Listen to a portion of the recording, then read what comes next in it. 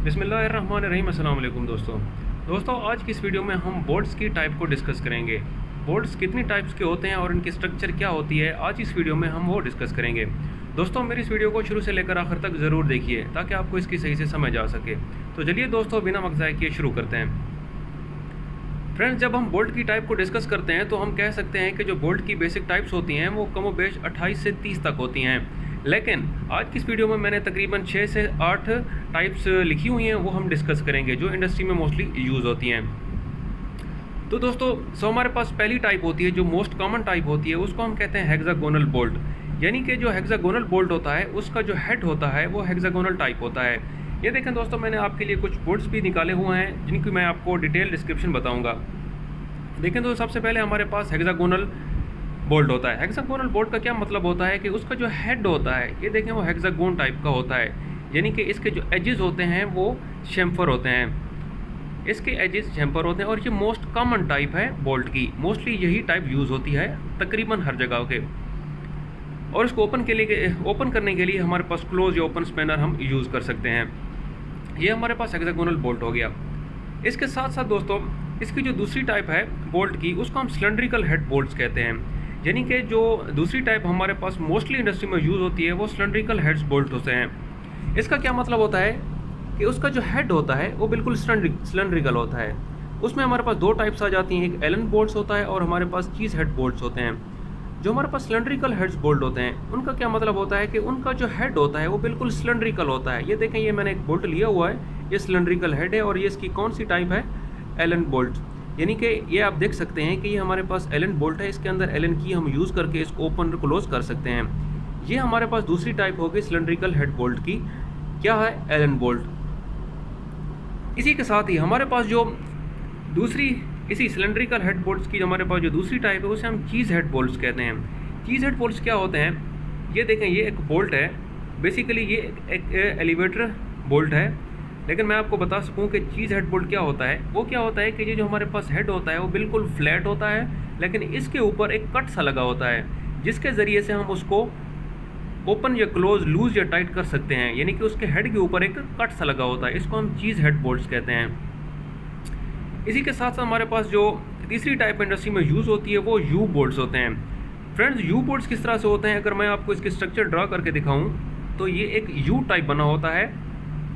इसके साथ इसके जो दोनों एंड्स हैं इसके ऊपर थ्रेड्स लगे होते हैं और वहाँ से इसके अंदर साथ में नट आके टाइट हो जाता है। यानी कि इसके अंदर अगर कोई चीज़ हो तो ये यू की तरह टाइट हो सकती है। यू बोल्ट लगा के हम दोनों साइडों के ऊपर टाइट कर सकते हैं, उसको हम यू बोल्ट्स कहते हैं और ये भी इंडस्ट्री में बहुत ज़्यादा यूज़ होता है। इसी के साथ साथ होता है टी हेड्स बोल्ट होते हैं। टी हेड्स बोल्ट भी मैंने आप लोगों के लिए निकाला हुआ है, ये आप देख सकते हैं। इसकी स्ट्रक्चर क्या होती है, एक टी की तरह से होती है।